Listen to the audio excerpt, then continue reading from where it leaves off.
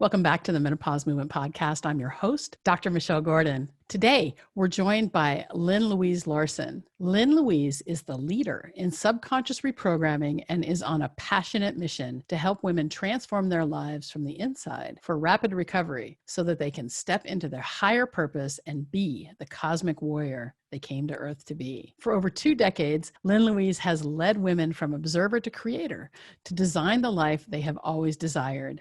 She brings together subconscious reprogramming, nutrition, fitness, and ancient healing to take you to a place you never thought possible. Lynn Louise has master certification in 5-path hypnosis. She's a certified member of the National Guild of Hypnotists. She holds numerous certifications and degrees from women's health to aromatherapy and reflexology. She merges her expertise in ancient healing arts with today's science to help women step into their dharma. We delve into some woo during this podcast, and we delve deep into how our beliefs can shape our reality. During the interview, we talk about how habits drive our behavior, belief in reality, mantras as a tool to reprogram your brain, definitions of self, the process of subconscious reprogramming, removing emotional attachment, past life regression, what is awareness, the difference between thoughts and identity, and stay to the end to find out how you can overcome anything. We talk a lot about concepts in this podcast, and to delve deeper into the beliefs as the programming that we talk about, I recommend The Power of the Subconscious Mind by Joseph Murphy and The Lefkoe Method by Marty Lefkoe. These are a couple of books that I've read in my past, and I found them to be very, very informative. So that is The Power of the Subconscious Mind by Joseph Murphy and The Lefkoe Method by Marty Lefkoe. Marty Lefkoe figured out on a plane, actually, how his beliefs were shaping his reality and changed everything. We also talk about past life regression and Brian Weiss. And we talk a little bit about it in the podcast. Brian Weiss is a psychiatrist who used hypnosis in his practice and stumbled upon past life regression through hypnosis. He's written several books, the first of which is called Many Lives, Many Masters. It was written in 1988, and it tells the story of his patient who had crippling anxiety and how she overcame it. It's fascinating because he talks about how she all of a sudden just started having memories of past lives. And so I do recommend it. Who knows what it's true, right? Who knows whether it's true or not, but this is something that he stumbled upon, and now he does conferences on past life. So at the end of the episode, make sure you visit drmichellegordon.com/podcasts, where you can find all the show notes and the links that we talk about in the episode. Now, if you enjoy the episode, make sure you subscribe to the podcast so you're always the first to know when each episode is released. And thank you for all the 5-star reviews. If you haven't taken the time to review the podcast yet, please do it so that more women can find the podcast and get the help they need during the disruption of menopause. No one should have to go it alone. If you have any questions about the topics covered in this or any other podcast, I invite you to open a conversation with me on Instagram or on my Facebook page at Dr. Michelle Gordon, DrMichellEllegordon. I promise I'll get back to you just as soon as I can. And thank you for being a part of the menopause movement. I appreciate you. Now let's get to the interview with Lynn Louise.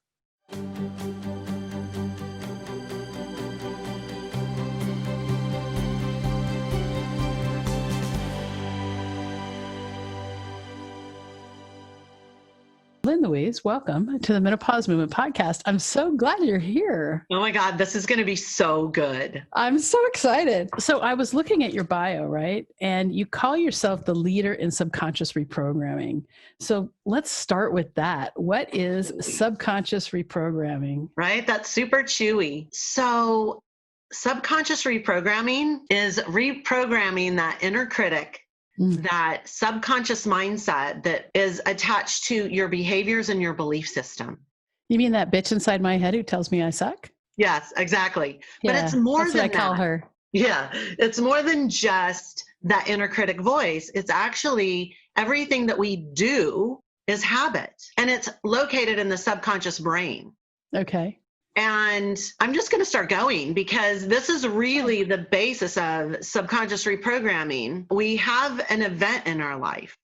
We attach a meaning to it, and an emotion to it. It imprints on our subconscious as a feeling, a physical feeling like anxiety attacks or crying.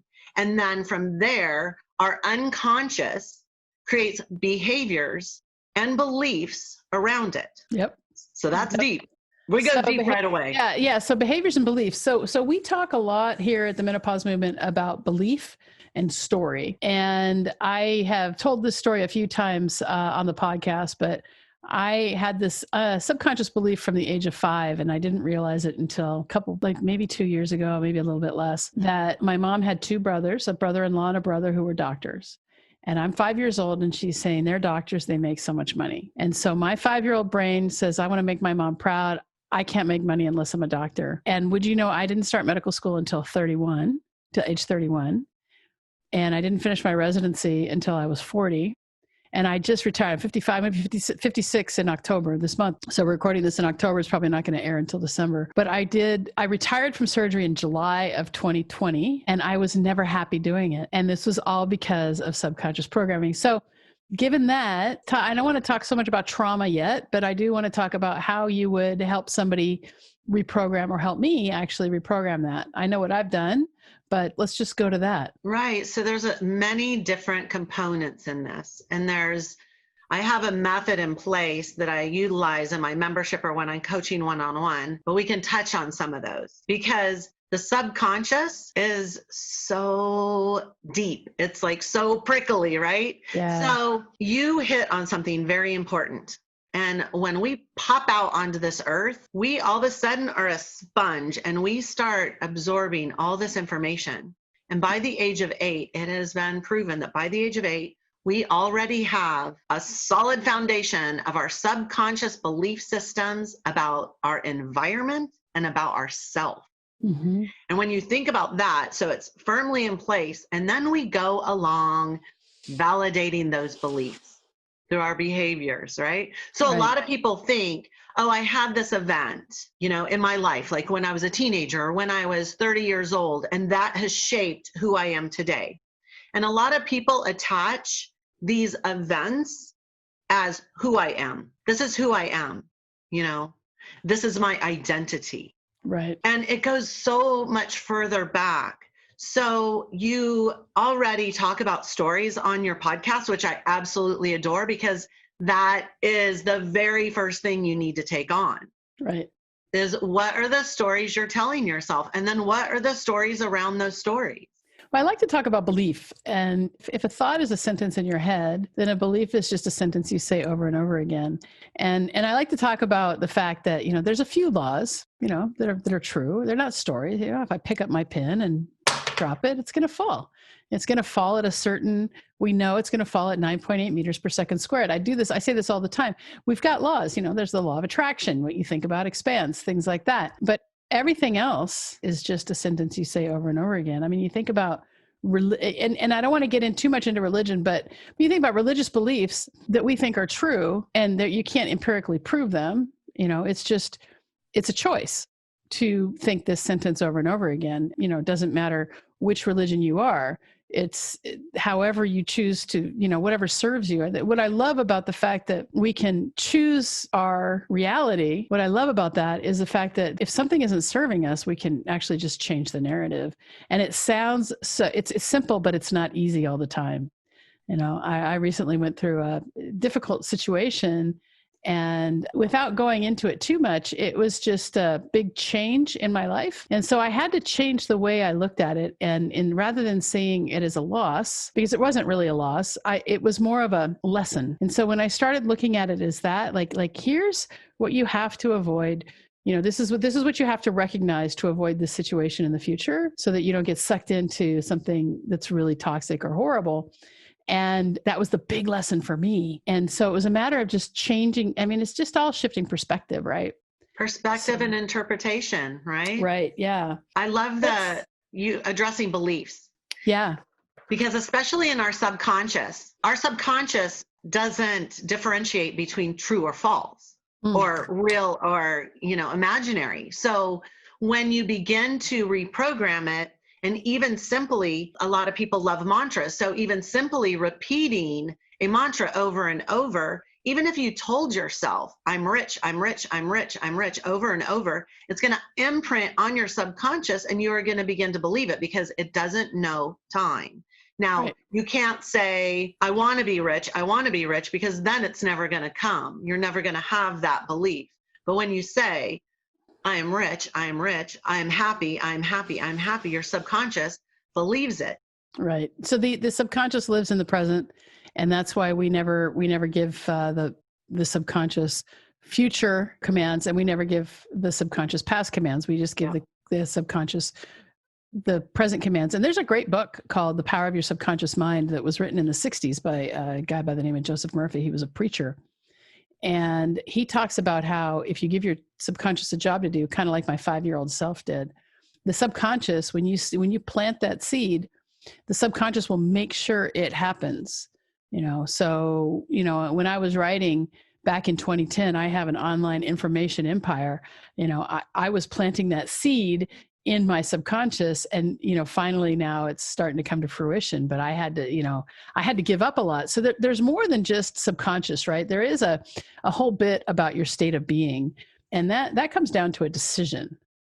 And so I think it's important that we look at that. And one of the best ways that I think that we can talk about it is that if you want to be an athlete, right, and you're 100 pounds overweight, so you're not going to lose 100 pounds overnight, but you can make the choice to be an athlete right now. And what do athletes do? They eat lean protein, they eat vegetables, they don't eat at McDonald's or, fast food, and they never skip a workout. Being, right? Having those characteristics. Right. So one of the questions that I ask myself every single morning, after the first thing I do in the morning is I find the gratitude. I won't get out of bed until I have gratitude.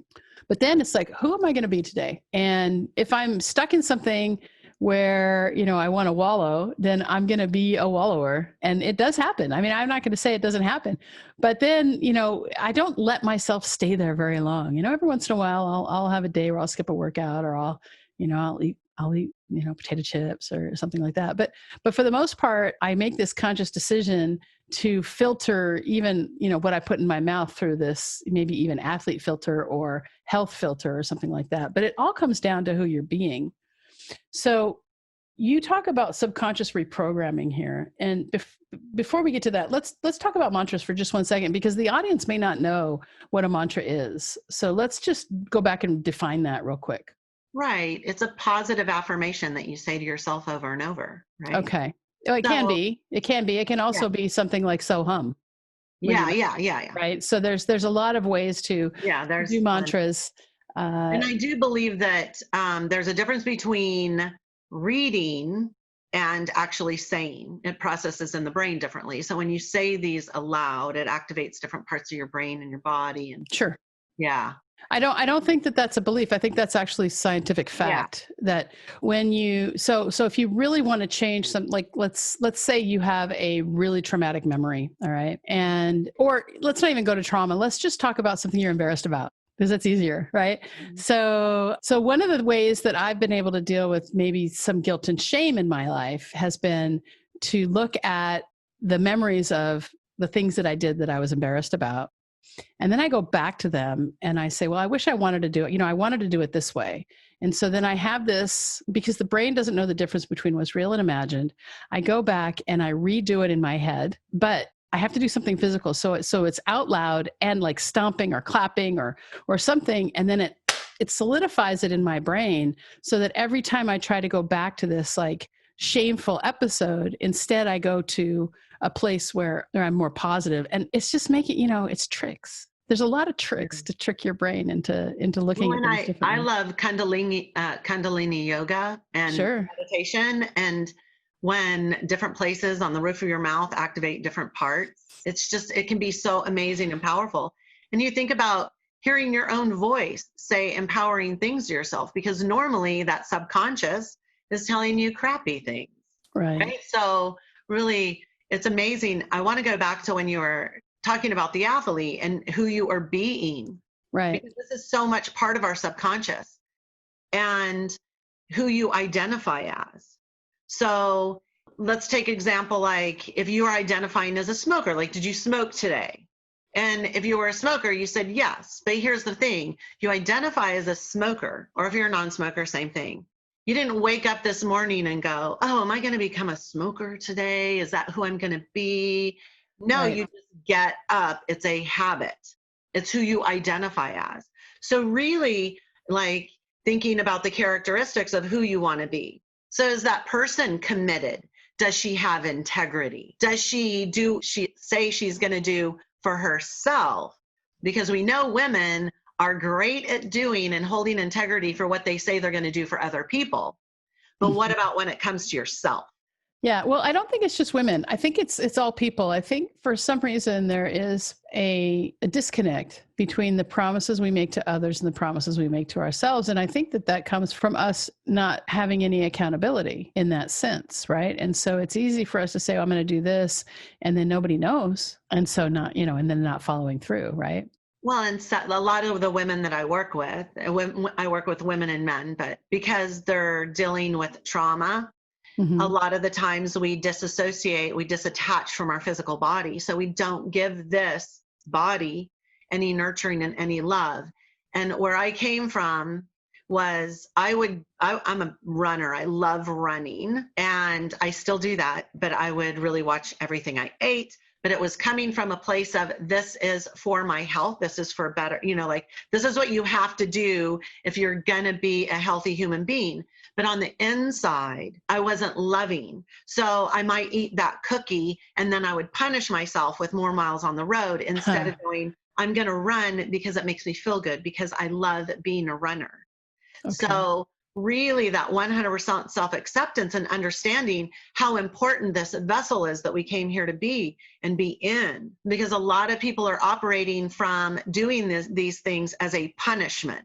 I mean, exercise, I constantly have like a dialogue with myself about exercise, and for the many years I had this thought that exercise was painful, because I have this issue with delayed onset muscle soreness. So if I work out with weights, especially, it won't hurt for 2 days. And then it's like crippling pain. And it's really crazy how that works for me, but I don't get the same thing like if I run or bike or swim or whatever. So, and it goes away. Thing about DOMS is it does go away, but it's so painful in the beginning. I mean, I couldn't, when I did a lot of squats with weights, and then I couldn't sit down to go to the bathroom. So I had this ongoing dialogue about how painful the exercise was going to be. And then I'd do it and it wouldn't be so painful. And so I finally stopped wasting my willpower about it and just said, I am the type of person who does my workouts, period.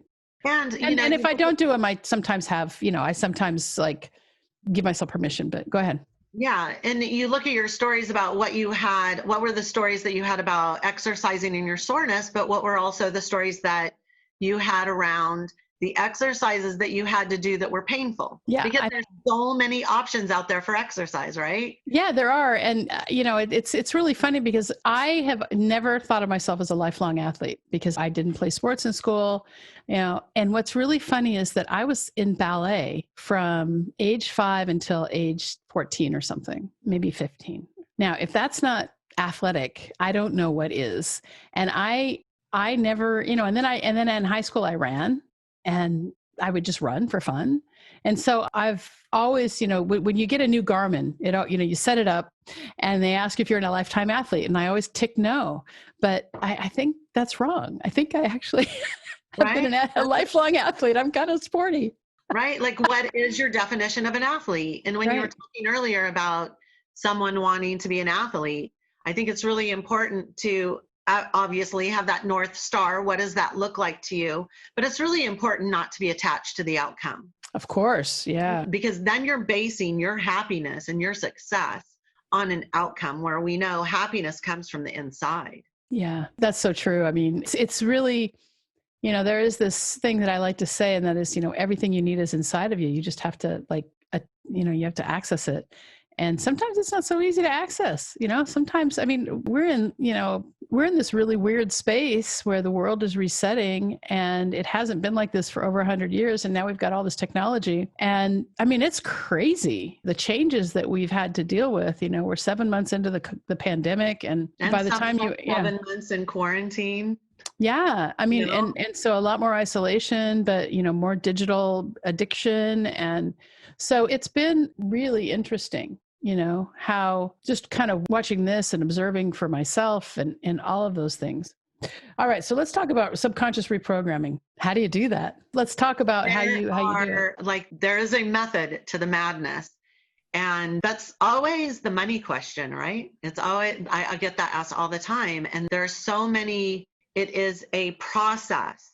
So I incorporate many things into this. Okay.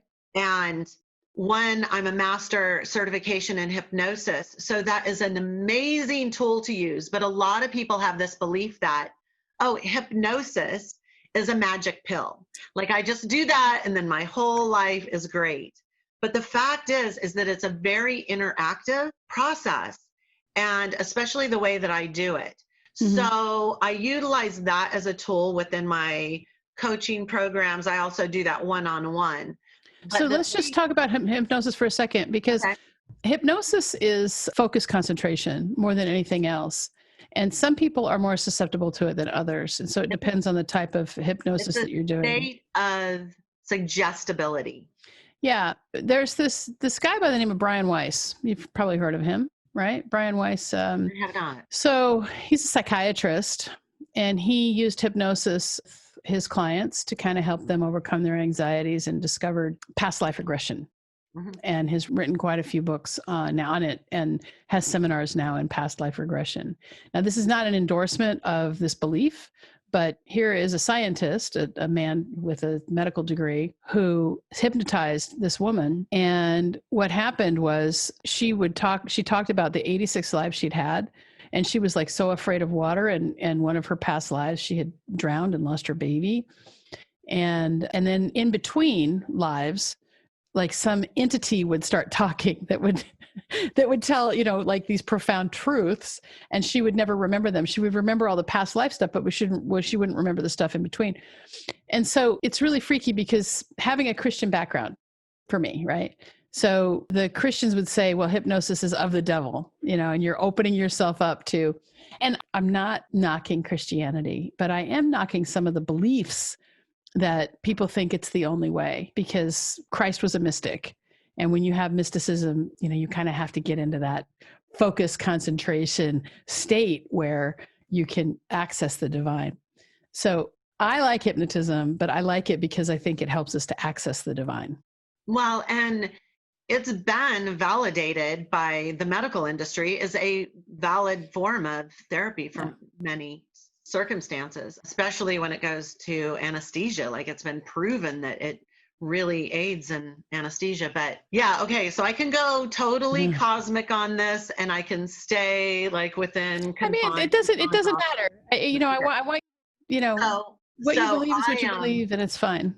Yeah, well, and I don't subscribe to dogma. It's not who I am, but I am very cosmic. So I believe that we came from somewhere. We're here in this one body, and then we go somewhere. I don't know where it is. I'll know when I leave, right? Yeah, for sure. But so the type of hypnosis I do is I do age regression and that in itself is a intense package. Like that's not a one-shot deal. That's something that we go back. It's like a 4 sessions that are about an hour and a half to 2 hours long. Okay. And we go out and we clear out that cache. So those belief systems that you had and those experiences that you had before 8 years old, this is normally when you like really go back when you're age regressing to those moments when you were very young that imprinted the initial sensory experience. Say, when I was 8, I fell off my bike. I was really scared. I went home. I had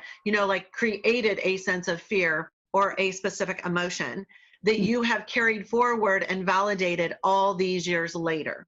Right. So a lot of people will come to me with a particular trauma. I know immediately it wasn't their sexual assault. It wasn't this particular event. We're going to go back to the first time they experienced that particular sensation, that feeling experience, sensory experience in their life. And it normally goes back to very early.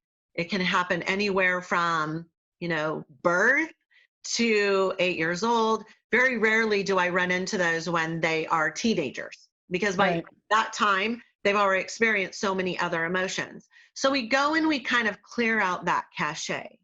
We allow them to come in and know their own power, that they survived it, that with all this new knowledge as this adult, you survived it. It didn't kill you. You are safe. You're secure. You learn these lessons. This is amazing information that you can carry forward now, but you no longer have the attachment, that emotional attachment to the situation.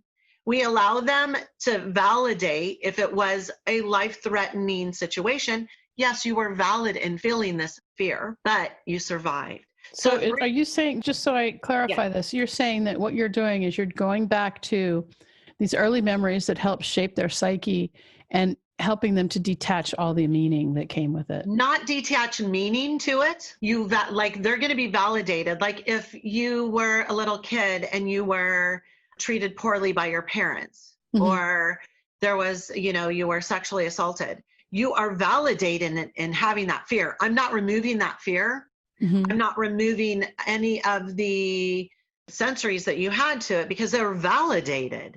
We don't want to make your subconscious believe that you weren't in a life-threatening situation. But what we want to do is we want to reinforce that you survived it, right? You overcame it, and that now with all this new information, and it's a little deeper than that, but let's keep it simple for the audience. So you empower the adult in you to come forward with this new information instead of the little one in you still living in that fear. Come through it and understand it and understand who they are now. One of the things I like to tell my minnow mates, the women who go into the minnow system, one of the things I like to say to them is, hey, it's so funny. I say, if you're going to be stuck with that trauma that happened when you were 7, then a 7-year-old is going to be running your life. And wouldn't you rather heal that 7-year-old and have, the adult you run your life and make all your decisions outside of the filter of the pain of your child? And I think that's where you can really come in and help. Yes, that's exactly it. And here's what I'm going to say about the method that I use and my approach to it. People can come to me straight off the bat, but I have an intake form and I need to make sure that they're at a certain level of self-acceptance and consciousness. So like the women and you want to make sure they're not a weirdo. Well, and I want to make sure that like the women that you work with, they obviously are at a certain level of consciousness because this is part of the work. This isn't like, I'm going to go in, I'm going to take care of this, because after our sessions, you are continually working on rewiring those neural pathways, right? Okay. So like I said, there's a lot of components that go into subconscious reprogramming. When you work in hypnosis with me, then after we're still reinforcing and creating new neural pathways so that you don't fall into those old behaviors and thought patterns, right? So yes, you're healing that 7-year-old, and then she is or he is standing in and telling you, okay, now this is great. Look at all this new information. I changed because you changed. Let's do this. Like now we can move forward with more power. Right. I love that. I have bigger packages. So then after you have succeeded and you've gotten to a certain state of healing and awareness, we can do Inform Soul, which is where you go into that state you're talking about when you really connect with the divine, and you can download those messages and those lessons and those contracts that you came here to explore and learn.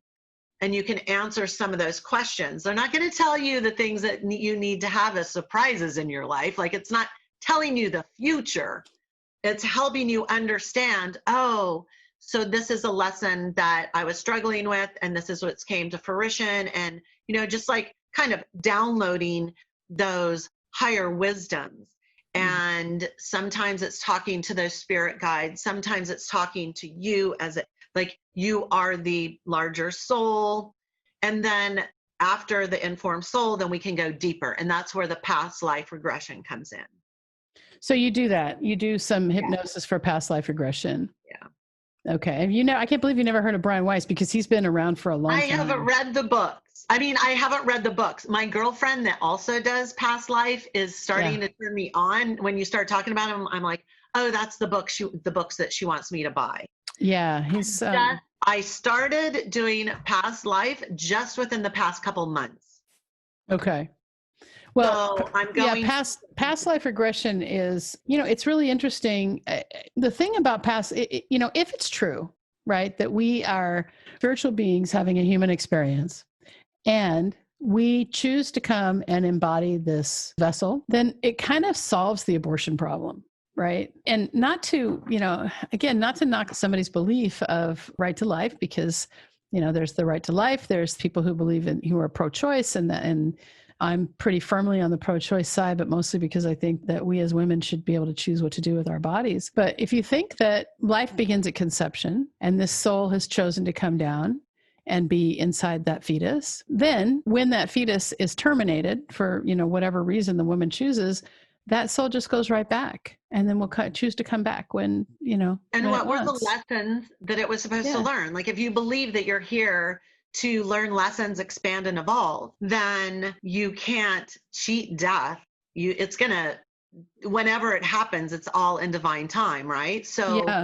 what were the lessons that fetus was supposed to learn in that experience, and then and when I talk about past life too, I have a much different approach to it. I do not approach it that when you go into past life regression, it is your life, right? Because I think that we have a collective consciousness that is bigger than us. So it's giving you a message that you're supposed to hear in this life. So every being, past, dimensional, whatever, it is a message that you are supposed to carry forward into this life to learn from, grow, and expand. So I don't necessarily believe that when you tap into a past life that it is like, oh, that was me, like my physical soul, because I don't necessarily know who you're tapping into back there. Sure. Or if it was, you know what I mean? Like, yeah, well, I think that's the thing. When you get into the spiritual, and the word is escaping me, and divine, and all of those mystic, that's what I'm trying to think of, my brain fog. When you get into the mystical, there's mystery there. And, it's so funny because, this is the Menopause Movement podcast. And, obviously we do delve into some spiritual things. It's pretty common to go into spirituality and talk about that, but on this podcast. But the reason I think that it's come up so much is that during menopause, it's like a rebirth in a lot of ways. I mean, it's, we're losing one part of our life and we're starting another part of our life. And so many women are like, I don't know who I am right now. I just don't know who I am anymore. And that's something that we can figure out. And, it's not like life is over because we can't have children anymore. I mean, or our children have grown up and left the house or anything. It's like, this is the best time of our lives as long as we can push away from the minnow muck and move in. And the one thing that, let's go into menopause now, because I feel I've had a really easy time with menopause. Mm-hmm. And it makes a lot of my girlfriends angry because they're like, how are you doing this?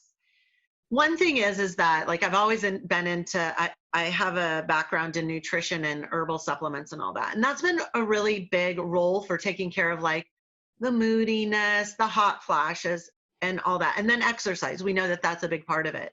Mm-hmm. I don't not get hot flashes.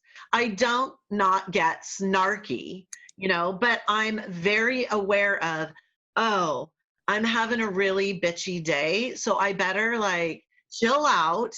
And maybe you need to take a little bit more of those moody supplements. Like today is one of those things. But also what I've realized, and I really know this to my core, is that my happiness does not come from my physical body. Yeah. So all this weird weight gain that happens, or these moods, or, we all know the weird stuff that happens, the vaginal dryness, let's talk, like I just found out this amazing product for that isn't a lubricant, like I'm talking menopause. What's it called? Oh my God, I forgot. I just ordered it. My gynecologist told me about it, and I just ordered it because it is a wettener and it is organic and stuff. I'll give you the link to it so you can share it in your group.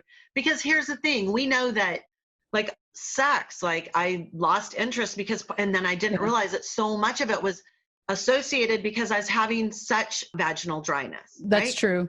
So well, Dr. Green, who's been on the podcast 5 or 6 times and is coming back again soon.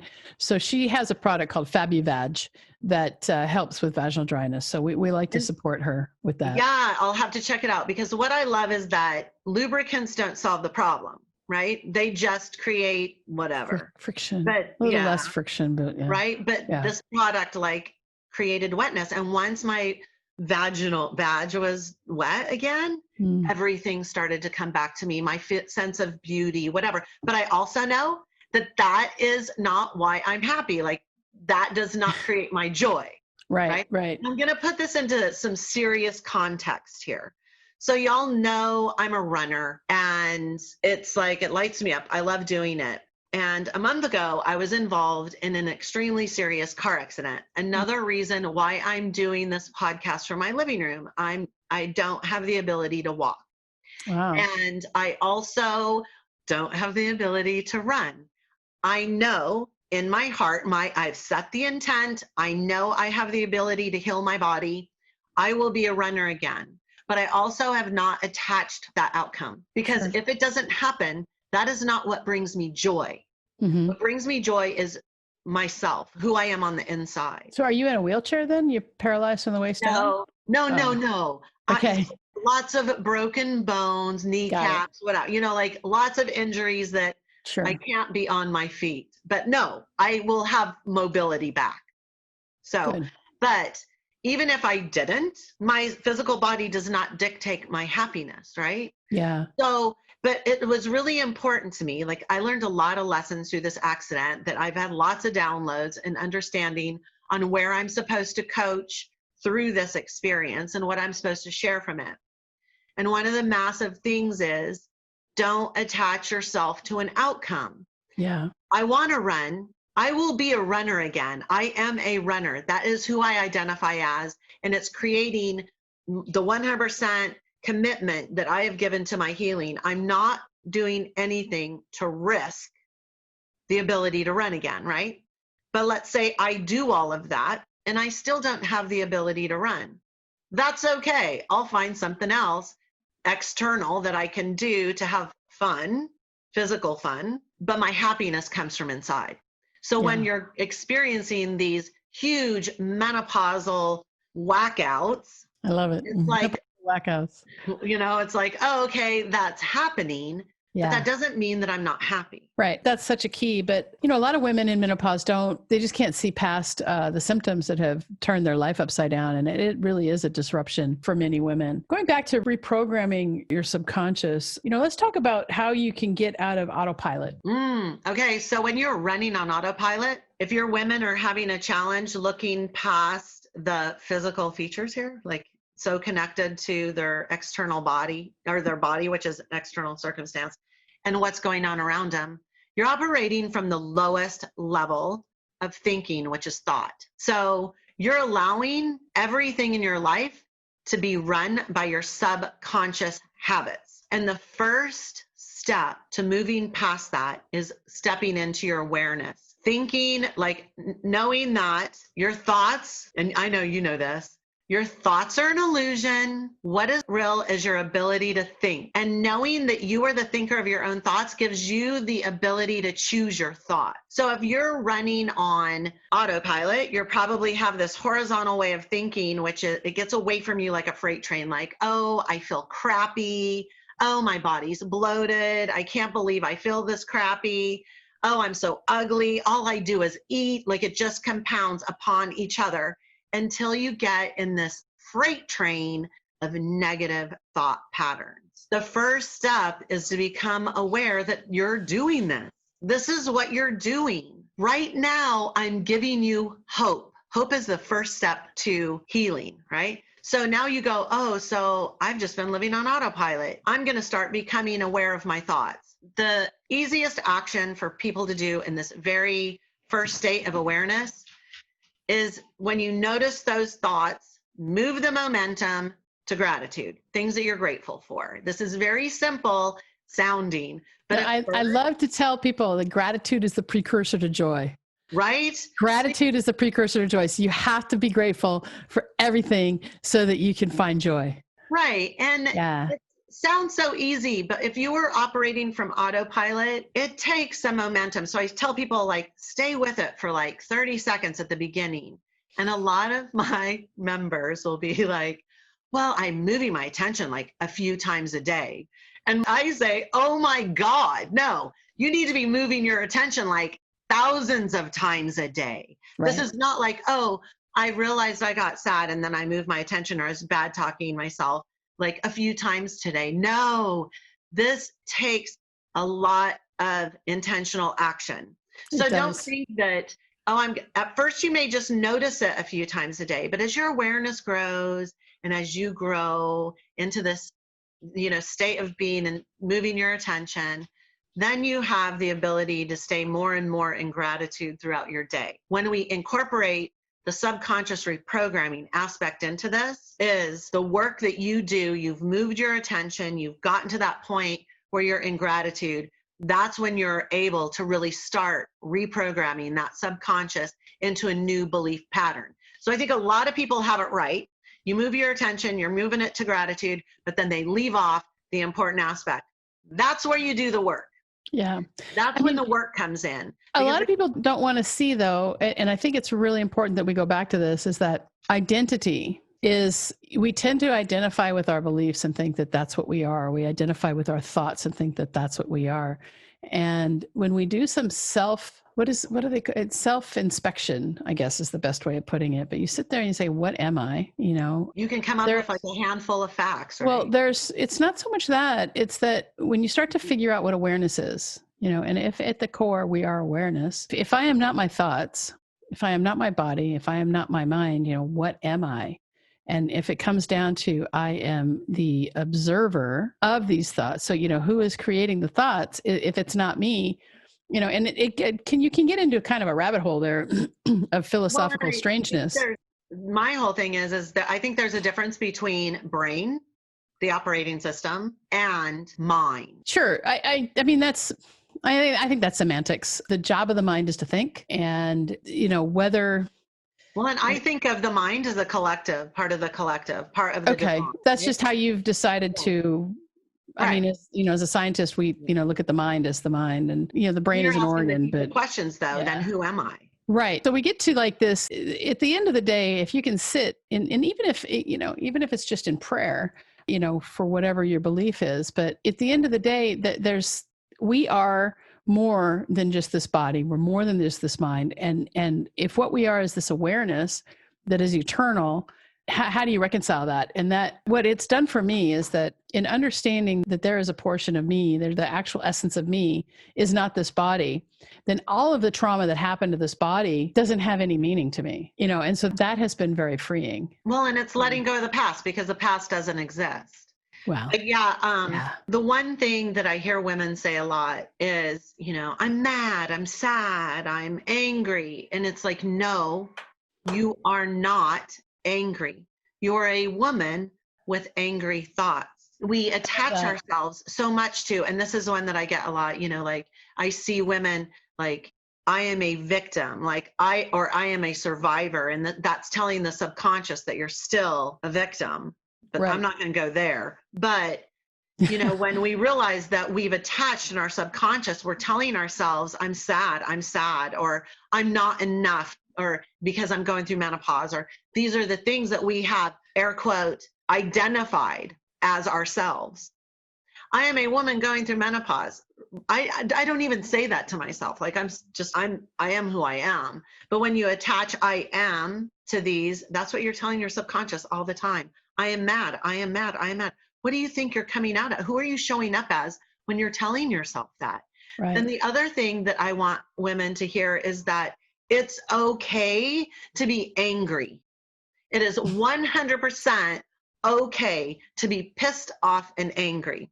And it's okay to go upstairs and scream into those pillows and kick and scream and get it out. Don't linger in it. But so often, our logical brain wants us to bypass it. You can't be justified. Right. It wants us to bypass it for many reasons. And one of them is the fact that women are taught to always be smiling or always be, I saw this video of a woman who walked for 10 hours or something in New York City, and the cat calling the whole time. And so we are programmed by society as women to not express who we are. And it was really hard for me because I had 3 brothers and I wanted to have equal, I wanted to be treated equally. And I saw at an early age how differently I was treated and how differently they expected me to act. And I was having none of it. And so I rallied, I railed against patriarchy, from age 5 or something. That's, so. I get it. And, this brings us to where we are in today with COVID and isolation. And even though we might not be walking down the streets for 10 hours, think about how many times you have gotten inboxed or Facebook or Instagram by some creeper or some spammer. And I'm like, I'm 53 years old and still dealing with this. And I have always identified as a strong, independent, free-thinking woman. Like even when I was coming into this new state of being, I had this identity. I didn't realize then how much my subconscious was still wrapped around the victimhood of having been sexually assaulted, all these other experiences. But so often we don't know that underlying subconscious voice and what our belief system is wrapped around. But I'm like, yes, we're taught like, oh, you just show up pretty. And, think about the things that we learned from our mothers, because your audience is in their 50s for the most part, right? And we look back at perimenopause to menopause. So and think about what their mothers, what we learned from our mothers, how we saw them rip themselves apart in front of the mirror and like, I got to get the baby weight off. And during, Suzanne Summers aerobics and, Yeah, no, it's true. I mean, my mom, I was born in the 60s and, my mom looked beautiful all the time until she didn't, but she was all about getting that weight off from the beginning. Yeah. And then if wearing heels and beating yourself up, I think back to a time when I was before this, like I detached from, I was always doing my brows. Since COVID, like I haven't had a real haircut.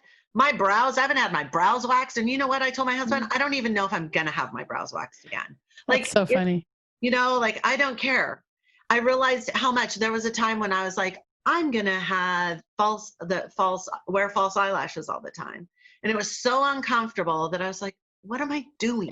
I love lipstick and I always will wear lipstick and I love accessories and scarves, but I do those because I love it. My husband can't stand lipstick. And I'm like, too bad. That's good. Well, it's good because it's for you, you do it for you. Exactly. And speaking of haircuts, I have a shaved head and I think I've shaved my head like 6 or 7 times. I've shaved it right down. And now I use a little guard. I shave it probably every 3 weeks, I did that once and I have not the head for it. I learned when I was 21 in a bike messenger, I shaved my head and I was like, oh no.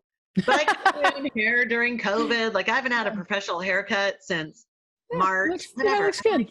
It doesn't matter because as long as I feel beautiful, that's what counts, right? That's the main thing. So where can people find you?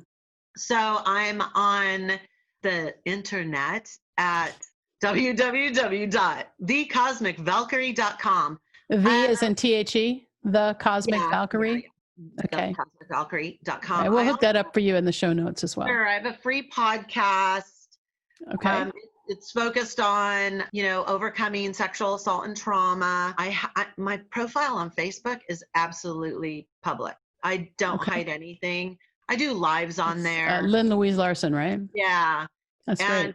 I do have a page, but let's admit, who likes pages anymore? I know, it's pages automated. are crazy. So, yeah. It has information on it, but like we post the podcast every week on the page. That's pretty much all we do. Yeah, right. Yeah, it's great. It's fine. And I'm but you find me on and anyone ever want to reach out, I respond to everybody. I will friend anybody because that's who I am. And my profile is absolutely public. That's great. I don't hide it. I show up real and transparent. I tell my stories. Like I've been really open about my injuries and this accident. I can get quite cosmic-y on my profile. Yeah. But so question for you. Was there anything else you were hoping to share that you didn't get an opportunity to share yet? Not really, but I just really want to instill a sense of hope to women that feel like, they just have to learn to live with it. They just have to learn to live with the things they've experienced in life. And it's absolutely not true. You can overcome and heal from anything. Yeah. And we've been taught that certain types of therapy are the only options, and that if you don't have success with them, then you just have to get used to it and learn how to live with it. And I want you to know that that's not true. That's great. All right. Well, Lynn, thank you so much for coming onto the podcast today. I really appreciate you. Thank you. Did you know that menopause is not a medical condition? Most doctors don't know this either. I like to say that menopause is the privilege of a long life. And to really take hold of our lives in menopause, we have to unlearn what society and the medical establishment has told us about menopause. This is why I've created this brand new course called Understanding Your Hormones and Managing Your Menopause. I want to show you how you can get on top of your menopause right now so that you can start to see it as the best time of your life. Now, this course is valued at $500 and is in the beta testing phase. And we're currently accepting applications for women to test it out for us at no charge in exchange for feedback and testimonials. But the best part is, because you're a podcast listener, you can bypass the application process and go straight to the front of the line. To register right now, simply visit menopausemovement.com/hormones, and we can get started together right now. Remember, you can get started right now at no charge to you in exchange for feedback and testimonials when you go to menopausemovement.com/hormones. And I'll see you inside the course. Thanks so much for being a part of the Menopause Movement.